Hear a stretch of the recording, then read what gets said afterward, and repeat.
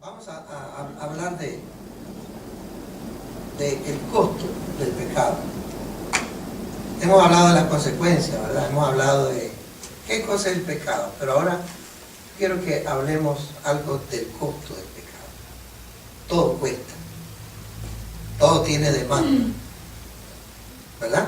Vamos a hablar el día de hoy de mercadeo. ¿Cuántos saben lo que es mercadeo? ¿Ah? De marketing. Vamos a hablar de marketing. Vamos a hablar de precios. Vamos a hablar no de consecuencias. Vamos a hablar del precio. La Biblia dice que nosotros conocemos ese pasaje de la palabra que dice que la paga del pecado es muerte. ¿Verdad? La paga del pecado es muerte. Cuando nosotros somos tentados, y cuando somos prontos a desobedecer a Dios, ¿verdad? Algo que nos urge desobedecer, que nos urge estar siendo tentados o a faltar a Dios en el campo de la fidelidad. A veces nosotros nos preguntamos cómo decir no. ¿Cómo decir no a la tentación? ¿Cómo decir no al pecado? Y la verdad que no hay ningún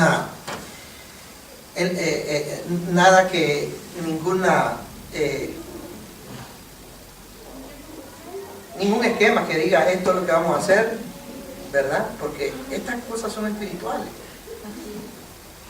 No podemos nosotros encajonar las cosas espirituales.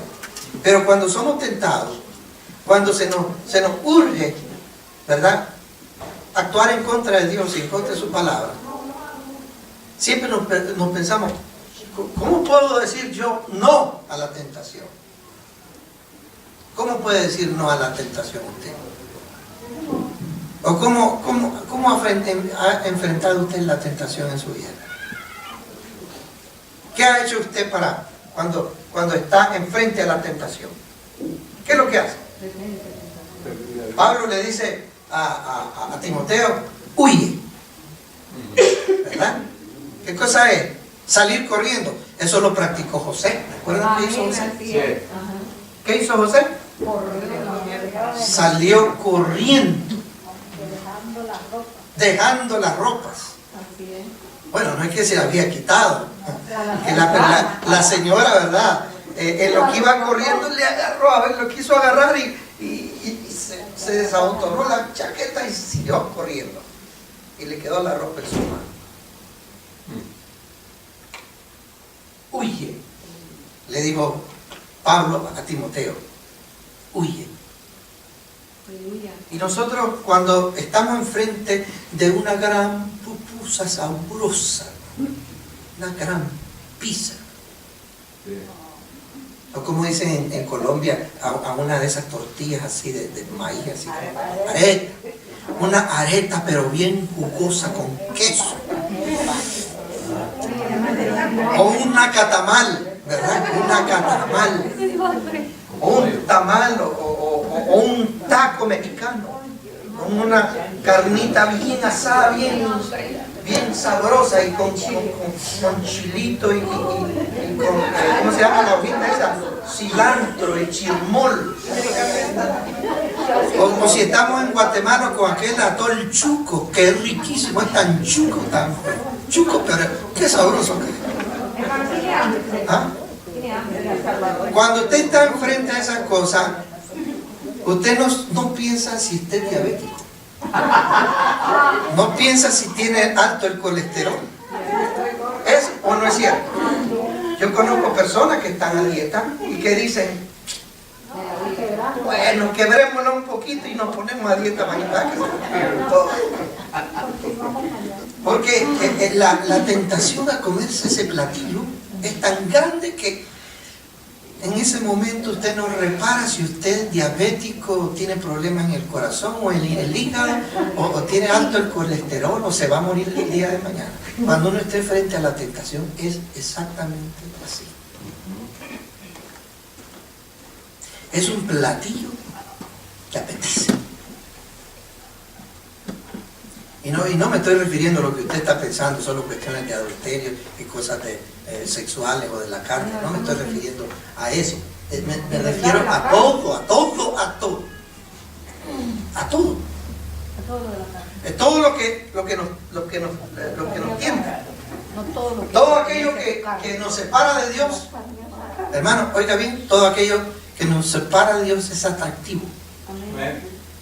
Todas las cosas buenas y los platillos sabrosos llevan grasa, llevan sal, llevan colesterol, llevan crema, azúcar. Sí.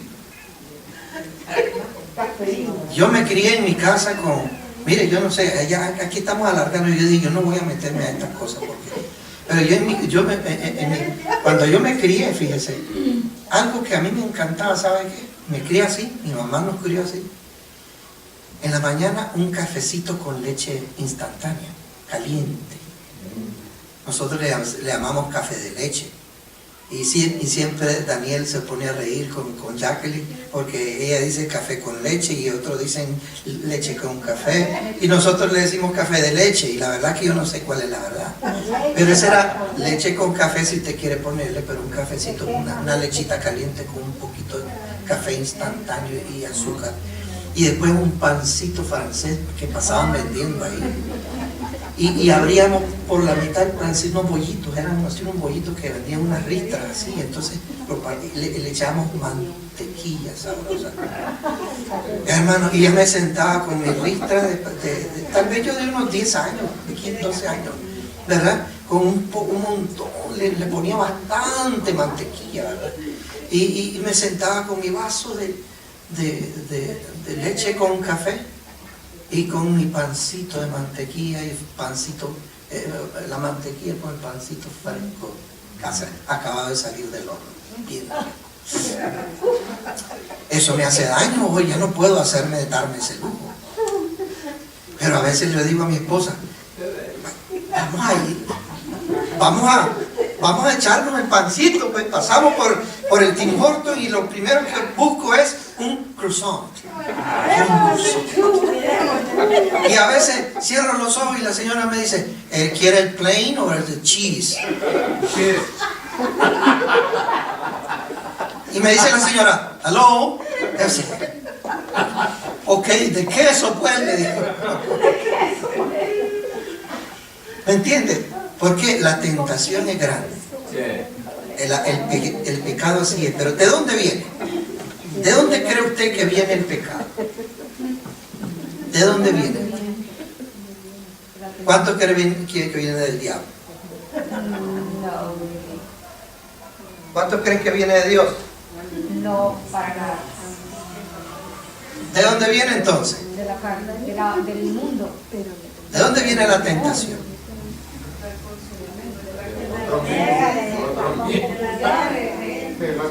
Pero no es cierto usted que a veces nosotros culpamos al diablo de todo, hermano, porque tenemos ese defecto. Tenemos ese defecto que a alguien tenemos que echarle la culpa, menos a nosotros. Y le echamos la culpa al vecino, a los hermanos de la iglesia que me tentaron, que me hicieron tropezar. Le echamos la culpa al diablo, le echamos la culpa a todo el mundo, ¿verdad? Y hay personas que dicen que hasta la gente acusan a los hermanos y a las hermanas de la iglesia porque vienen a la iglesia y dicen que solo vienen a ver cosas y que no sé qué, y para que la vienen a ver cosas. Porque mejor no cierra sus ojos y venga a ver al Señor, ¿verdad? Pero hay personas que les gusta echarle la culpa al mundo entero. En Santiago, capítulo 1, versículo del 13 al 15, dice, cuando alguien, de la Reina Valera contemporánea, dice, cuando alguien sea tentado, no diga que ha sido tentado por Dios, porque Dios no tienta a nadie. Échele la culpa al diablo. ¿Cuántos desearan que ese texto fuera así, verdad? Ni tampoco el mal puede tentar a Dios. Al contrario, cada uno es tentado cuando se deja llevar y seducir por sus propios malos deseos. El pecado está en usted. Pablo dice, el pecado está en mí. El pecado está en mí. ¿Ve? El fruto de esos malos deseos, una vez concebidos, es el pecado. Y el fruto del pecado, una vez cometido, es la muerte. ¿Se da cuenta? El diablo no. El diablo no tienta a nadie. Oiga bien, lo que sabe lo que hace el diablo. Él es astuto. Él nos pone en bandeja de plato a lo que a nosotros nos gusta. Si usted sabe, si el diablo sabe que usted es pronto para echársela, ¿verdad? Ponerse el codo, ¿verdad? Tomar licor. ¿Qué es lo que va a hacer el enemigo? Le pone una botella de vino. Le pone un amigo, le pone una situación donde está enfrente a la botella. Pero el problema es, oiga bien, ¿es del diablo o es suyo? Si a mí me ponen una botella, yo la quedo viendo y ya me hago de la vista. Para mí no es el problema. ¿Me entiendes? Entonces el enemigo no me pondría una copa a mí. Porque esa no es mi debilidad. Eso es lo que no es lo que a mí me gusta. ¿Ya? Pero él no va a perder su tiempo en cosas que usted sabe que usted va a decir no. ¿Quiere usted, hermano? Dígame usted perdería tiempo si usted fuera el diablo. Perdón, el diablo.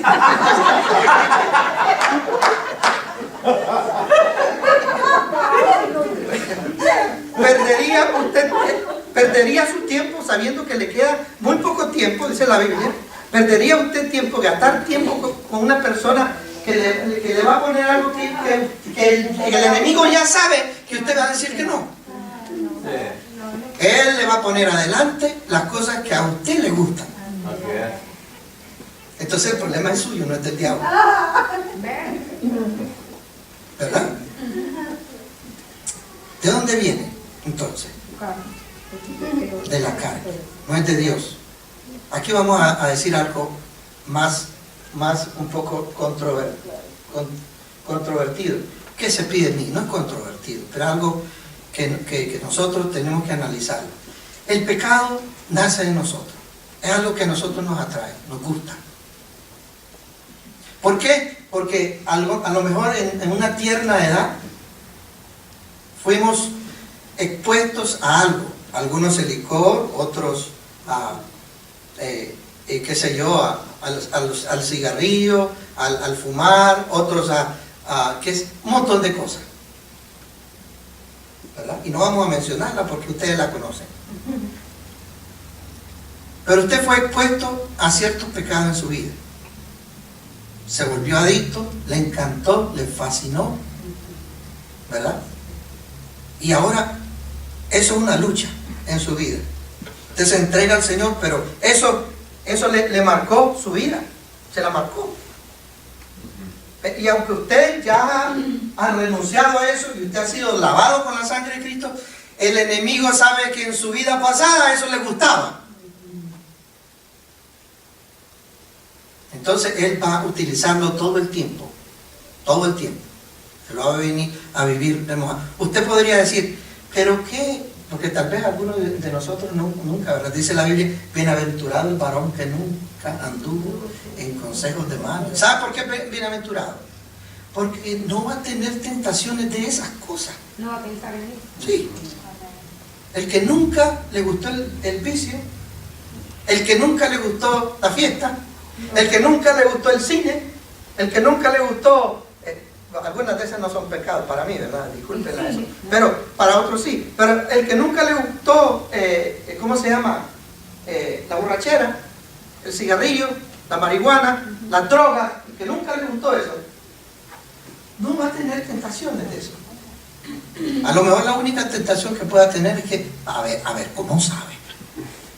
Nunca lo he probado. Esa puede ser la tentación que pueda tener, de curiosear, ¿verdad?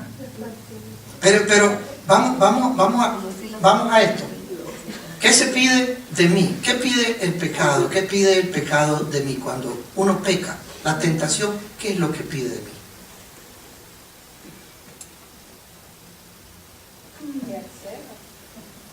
Siempre hay un precio para todo. Si usted quiere un buen trabajo, se le exige de algo. Y usted entrega todo lo que tiene. Cuando a usted se le pone pecar, se le pide, se le demanda algo a usted. Y la demanda es altísima, hermano. Demanda, el pecado demanda de sus víctimas cosas elevadas. No es bajito el costo. El costo del pecado es alto. El precio es alto. ¿Por qué decimos que el precio es alto? Siempre hay un precio por la desobediencia. La Biblia dice que la paga del pecado es la muerte. ¿Verdad que sí? Ahora, ¿qué es lo que tengo que hacer? ¿Cuáles son uno de esos, no precios, pero qué es lo de valor que uno tiene? Por ejemplo, no, ahí estamos mal. Tenemos que pensar en esto. ¿Qué es lo de valor que tengo que dejar?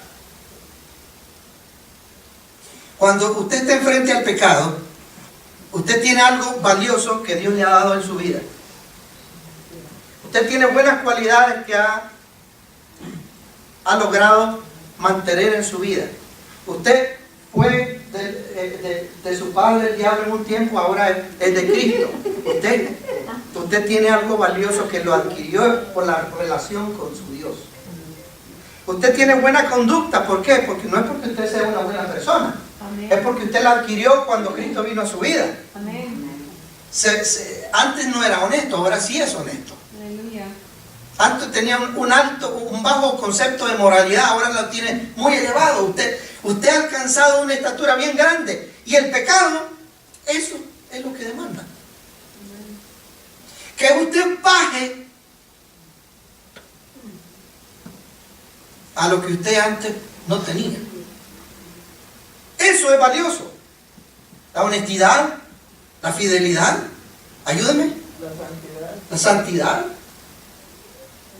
la integridad, ¿verdad que sí? Una persona íntegra tiene que mantener un nivel todo el tiempo casi perfecto. Porque eso es la integridad de una persona que no se le puede tachar en nada, que no tiene defectos ante la gente.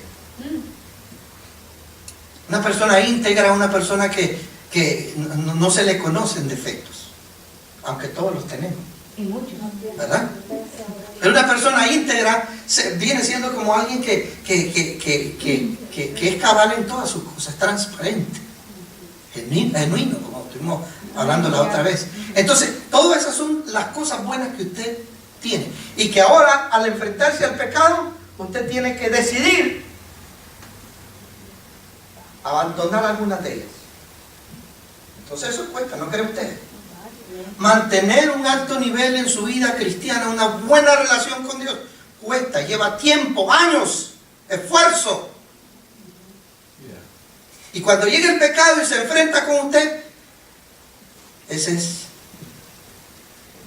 la oferta, es alta y usted tiene que dejar. A veces tengo que dejar yo de ser quien soy. Dejo de ser honesto.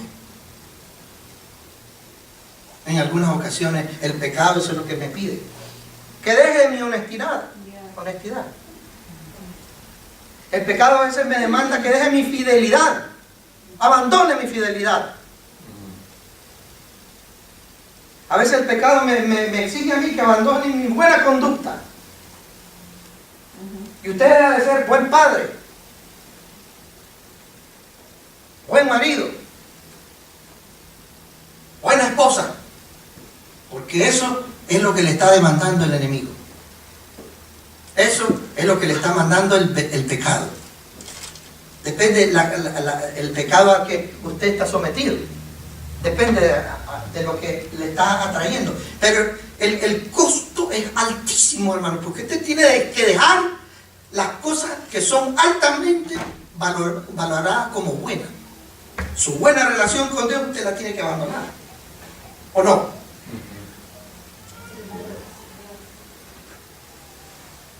Y si es un problema de cónyuges, imagínese que usted esté enfrentando el momento de que usted está en el momento de que puede o no traicionar a su esposa o a su marido. Las consecuencias son grandes, ¿no creen? El costo es alto. Se le está exigiendo el pecado, le está exigiendo que abandone su familia, que abandone su alto concepto de las cosas buenas. Y si usted es miembro de la iglesia, un líder en la iglesia, el costo del pecado es alto, porque su posición en la iglesia de buen hermano en Cristo baja. ¿Y ahora quién es usted? Nadie. ¿Ahora quién es usted? Porque cayó en pecado, derrotado. Y todos lo miran a ustedes como una persona como cualquiera. Su estatus espiritual bajó. Si supieron que usted se peleó con un policía allá porque el policía lo paró y le dio una tica y usted se puso enojado y lo llevaron a la cárcel, entonces uno se pregunta, ¿por qué pasó para la cárcel? ¿Por qué? Y se da cuenta que usted se peleó con el policía. Y uno queda con la duda, pues era cristiano, era de los diáconos en la iglesia,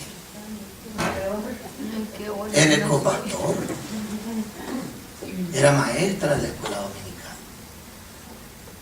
¿No cree usted que el pecado le cobró caro?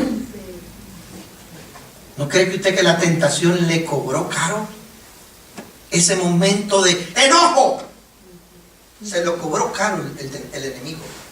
Y usted cayó. ¿Qué se pide de nosotros? ¿Qué se pide de mí? ¿Qué pide de mí? El pecado no es barato, tiene sus costos, nunca es gratis. Yo voy a pecar y que nadie lo sepa, ¿verdad? Tal vez no me pescan, tal vez me la saco bien, me doy mi gusto y como si nada.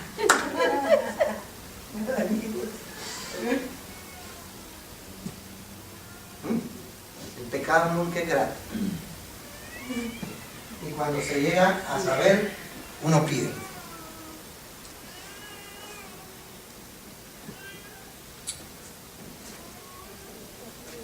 Se dice de una madre de familia que por las cuestiones de la vida le fue infiel a su marido.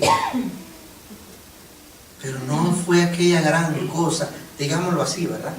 Qué bárbaro, ¿verdad? No le puedo dar detalles, ¿verdad?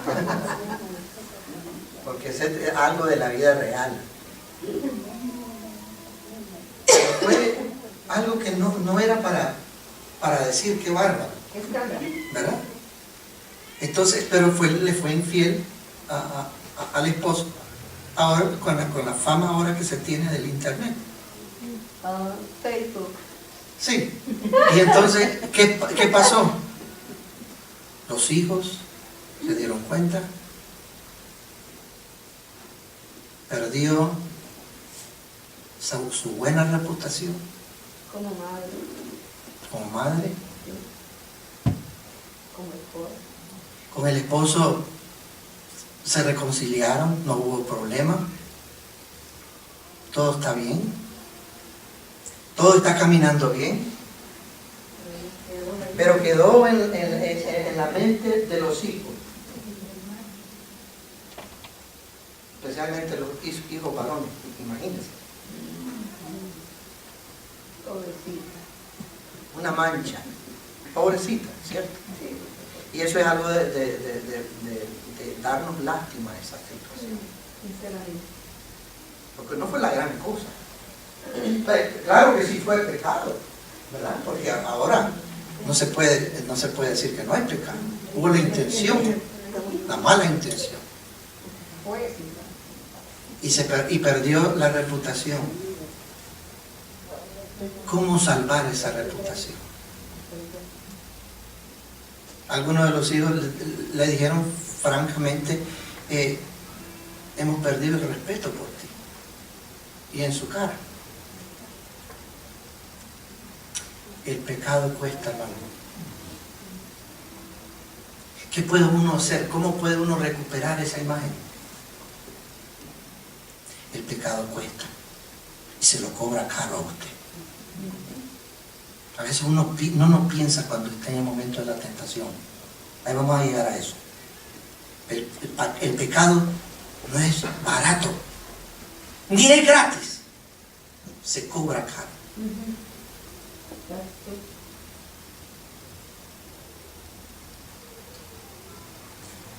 Pero ¿por qué rehusamos pecar? ¿Por qué rehusamos pecar? Es decir, ¿por qué rehusamos ¿por qué no rehusamos a pecar?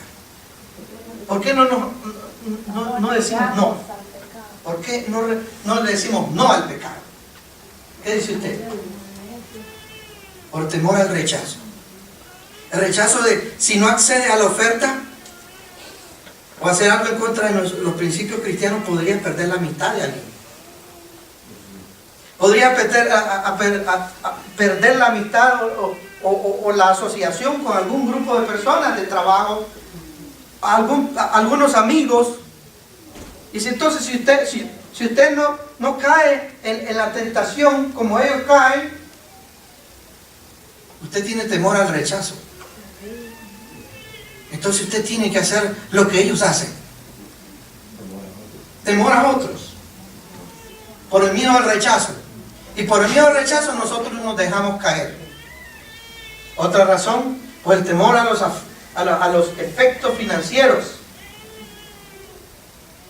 Temor a los efectos financieros. Imagínese usted en una situación de que si no haces trampa en tu declaración de los taxes, o para ganar dinero, si no robas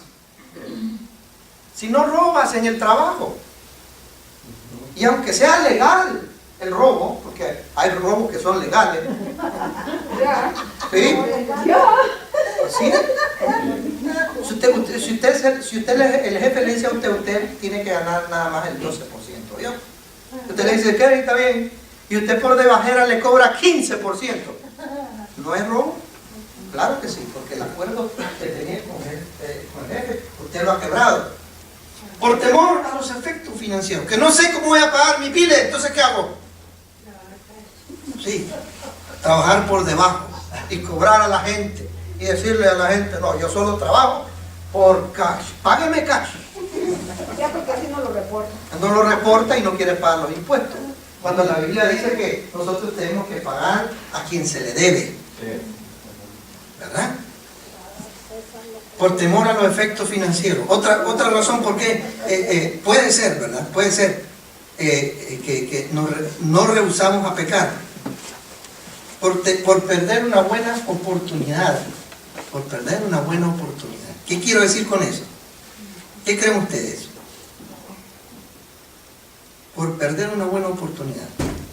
Por perder un buen negocio, un buen trabajo. Por temor a perder una buena oportunidad. Entonces, por esa oportunidad es para mí, es un negocio mío, y por temor a perder esa oportunidad, nosotros hacemos trampa. Nosotros mentimos. Que yo era doctor en mi país, es cierto, de veras. Bueno. Entonces ven, pasa. Tal vez aquí no funciona eso, ¿verdad?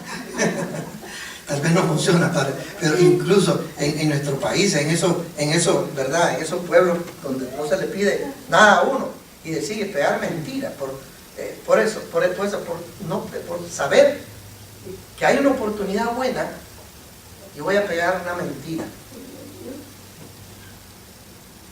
Usted puede tener algunas ideas en cuanto a eso, pero muchas personas, por no perder una buena oportunidad, caen en el pecado, en la tentación, y hacen marrullas, ¿entienden esa expresión? Hacen trampas, mienten, incluso echan zancadillas. ¿Saben lo que es eso, verdad? echar zancadillas, meterle el pie a alguien para que se caiga y que yo quede con la oportunidad. ¿Y por qué no decir? Usted sabe, en las películas se ven eso, pero es una realidad. Que cuando alguien tiene una buena oportunidad y alguien se la puede arrebatar, usted le poncha las llantas del carro para que no lleguen a la entrevista de trabajo. O le pone una bomba, quién sabe. Hay personas que han matado, oiga bien, hay personas que han matado a otros porque no, le va a quitar la oportunidad de casarse con la novia. Que la misma muchacha, ¿verdad?, que está enamorado, los dos muchachos están enamorados de la misma muchacha, pues uno de ellos se tiene que desaparecer. Eso ha sucedido, ¿no creen ustedes? Por temor a perder esa oportunidad. Usted falsea, usted hace cosas raras. Eso no es cierto. Pero detengámonos un momentito. Detengámonos un momentito y pensemos esto. ¿Vale la pena? Oiga, haz esta pregunta. ¿Vale la pena desobedecer a Dios por lo que voy a conseguir? Si lo que usted va a conseguir es más alto eso que obedecer a Dios. Un día de esto iba con mi esposa, ¿verdad? Y la verdad es que a veces uno y fuimos a donde, a Costco, y en Costco, al otro lado de allá en Bellingham, ahí venden buenas cosas que no venden aquí. Y había una chaqueta negra bien bonita, de cuero, ¿verdad? Bien elegante, y yo me la puse con el gran letrero aquí, ¿cómo se llama?, del precio y todo eso. Y así me la puse, anduve comprando ahí, y la gente me quedaba viendo así, para ver cómo me quedaba. No ha de creer esto, hermano, como 3 personas, nunca me había pasado, como 3 personas, bueno, yo no pensaba que me iban a decir que guapo se ve, ¿verdad? Pero me la puse para ver cómo se sentía la mentada chaqueta. Y me sentía bien chavalón, bien muchacho. Entonces iba yo con mi carrito y mi esposa con esa sonrisita maliciosa, ¿verdad? De verme con la carreta ahí. Y mira, un muchacho joven se me detiene y me dice, it looks good on you. Se te ve bien, me dice, porque yo me la quise poner y es que no a todas las personas les queda bien, pero a ti se te ve bien, me dice. Wow, dije. Y entonces vuelvo a ver a mi esposa y con una sonrisita maliciosa, ¿verdad? Y sigo con la carreta. Al ratito una señora de 60 años, ¿verdad? Y me dice, you look good. Y yo así, ok, gracias, le digo yo. ¿Te ves bien? Me dice. Y ahí dije yo, estoy dando qué hacer aquí en este lugar. Entonces, por fregar, vuelvo a ver a mi esposa y le digo, yo creo que esta es una buena señal que debo que comprar esta chaqueta. Sí, y fíjense, al fin me la quito, la quedo viendo y la quedo viendo, $90, no estaba tan cara, ¿verdad?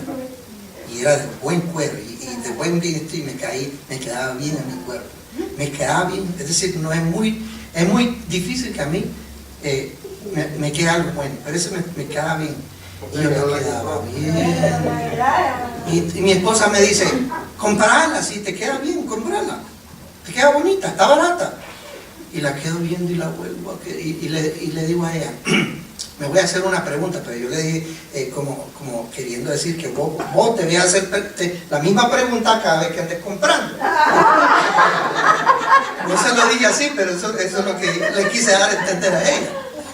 Le dije, pues bueno, me voy a hacer una pregunta, le dije yo.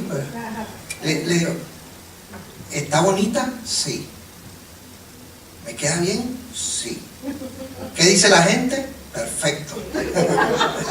Entonces le digo yo, pero, ¿cuál es el pero? ¿La necesito?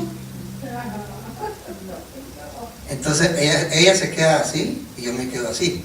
Tengo 2 chaquetas negras. Una de ellas, hace como 5 años la compré, pero está en perfecta condición, está como nuevecita, porque solo la usamos 1 o 2 veces al año, ¿verdad? Tengo una de cuero igual, mejor que esta, pero ya tiene 8 años, pero está en perfectas condiciones porque solo 1 vez al año me la uso. Y me puse a hacer ese montón de preguntas. Entonces, la pregunta, ¿la necesito? ¿Necesito gastar esos $100? No. Y yo dije, la respuesta es simple, no. Entonces, ¿la tengo que comprar? No la tengo que comprar. ¿Tengo el dinero para comprar? Pues la verdad es que no tengo el dinero, pero tengo la tarjeta de crédito. Al fin y al cabo, para no hacerle largo el asunto, es que dejé la chaqueta, no me la compré. La puse en su lugar. Y eso es lo que a veces nosotros nos tenemos que preguntar. ¿Vale la pena, hermano? ¿Vale la pena lo que va a obtener por pecar contra Dios? No vale la pena, a ver. No vale la pena. ¿Por qué? Porque el pecado solo es momentáneo. El pecado solo es por el momentito. El placer es un momentito. Y las consecuencias son para siempre. Toda la vida. El ejemplo que le estoy poniendo de esta madre. Toda la vida manchada. El pecado cubra, hermano. Pero cuando estamos enfrente al pecado no pensamos en las consecuencias. ¿Es o no es cierto? Uno no piensa en las consecuencias, solo piensa en el placer del momento. Pero ¿vale la pena desobedecer por lo que usted va a conseguir? ¿Vale la pena? Si lo que va a conseguir va a ser momentáneo, ¿vale la pena? ¿Cuáles son las consecuencias de esta desobediencia? Esto que voy a hacer ahorita, este pecado que voy a tener ahorita, ¿cuáles van a ser esas consecuencias? Uno tiene que pensar en todas esas cosas. ¿Cuál va a ser la consecuencia de esto que voy a cometer? La gratificación del deseo es solo momentánea. Las consecuencias son para siempre, hermano. ¿Sí? Son para siempre. Una vez uno comete un error y se riega, olvídese. Usted no levanta cabeza. Como siempre lo hemos dicho, siempre ese ejemplo. Cuando uno despluma una gallina, uno tira la pluma al aire libre, se la lleva el viento, a ver si cuando usted ve la pobre gallina pelada, se arrepiente, le da pesar, ¿verdad? Y usted empieza a recoger todas las plumas. ¿Qué va a pasar? Solo que le ponga papel alrededor, porque ya las plumas se volaron, ¿verdad? Cuando usted desobedece, cuando usted cae en la tentación, usted pierde muchas cosas. Porque usted, hermano, dejó lo más valioso que usted tenía. Usted abandonó todo lo más valioso que usted tenía. Era la honestidad, la buena imagen, la fidelidad, el amor, la tranquilidad, la paz. Usted se decidió abandonar eso. Eso era el precio que le estaba cobrando la tentación. Sí, la moral. ¿Por qué? Por un deseo del momento. Qué triste, ¿verdad? ¿Qué puedo hacer? ¿Qué puedo hacer para vencer esa? Sí, uno se descalifica a sí mismo. ¿Y por qué? ¿Qué obtuvo con eso? Nada bueno, nada permanente. El costo del pecado. Vergüenza, así es. ¿Qué puede hacer, hermano? Lea su Biblia. Lea su Biblia, manténgase con el Señor leyendo la palabra de Dios, meditando en ella. ¿Qué más puede hacer? Creer en las promesas de Dios. Dios va a ser el que Dios le ha prometido estar con usted, hermano, suplirle sus necesidades, darle paz, darle tranquilidad. ¿Qué más necesita? El placer del momento. que le ofrece el pecado, ya vimos que no vale la pena. Porque la consecuencia que usted va a pagar, el precio que va a pagar usted, son demasiado altos. Solo que fuéramos tontos. Pues la verdad, hermano, que habemos muchos tontos. Creyentes en la iglesia, a cada momento pecamos. Y no meditamos en esas cosas altas. En el alto costo de caer en la tentación.